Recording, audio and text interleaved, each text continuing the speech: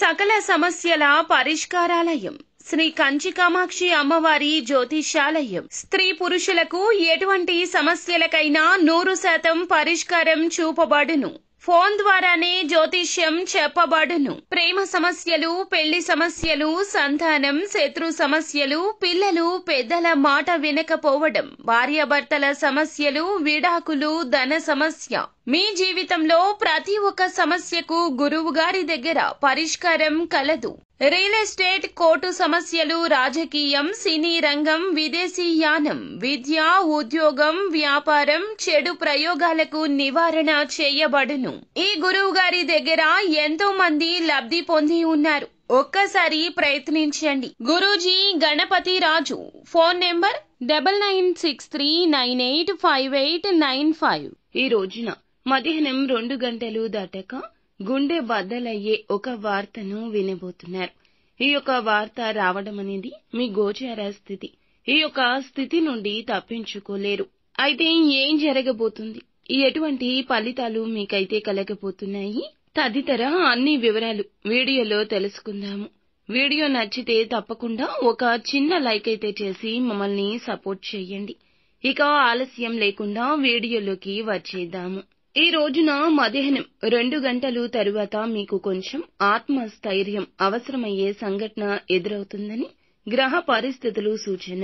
ముఖ్యంగా రవి, చంద్రుల వద్ద స్థితులు కుదరక మీరు ఎక్కువగా నమ్ముకున్న వ్యక్తి లేదా ఏదైనా సంబంధంలో ఊహించని విషయం బయటపడుతుంది.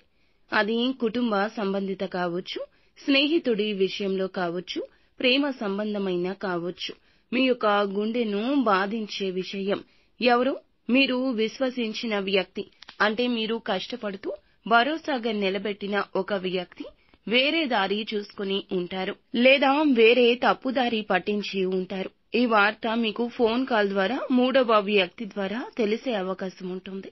కొంతమంది రాశి వారికి ఇది ఇంట్లో జరుగుతుంది, ఇంకొంతమందికి బయట జరుగుతుంది. ఈ రాశి వారికి శని ప్రస్తుతం అష్టమంలో సంచరిస్తున్నందువల్ల కొన్ని కర్మల ఫలితాలు ముందే ఎదురవుతాయి.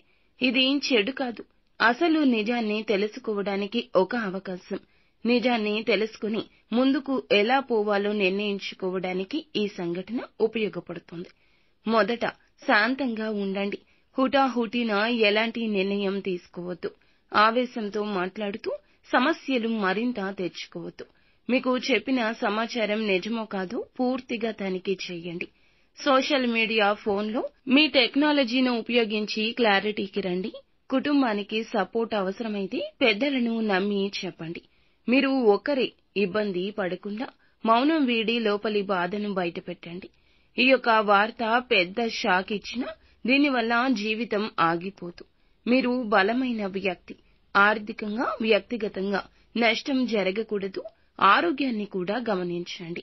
మీ గుండె బద్దలయ్యే ఈ వార్త భారం పెరగకుండా భగవంతునికి దగ్గరగా ఉంటూ భగవంతుని అనుగ్రహం కోసం ప్రయత్నించండి. ఈ దశ తాత్కాలికమే, అంతా ఈశ్వరేచ్ఛ.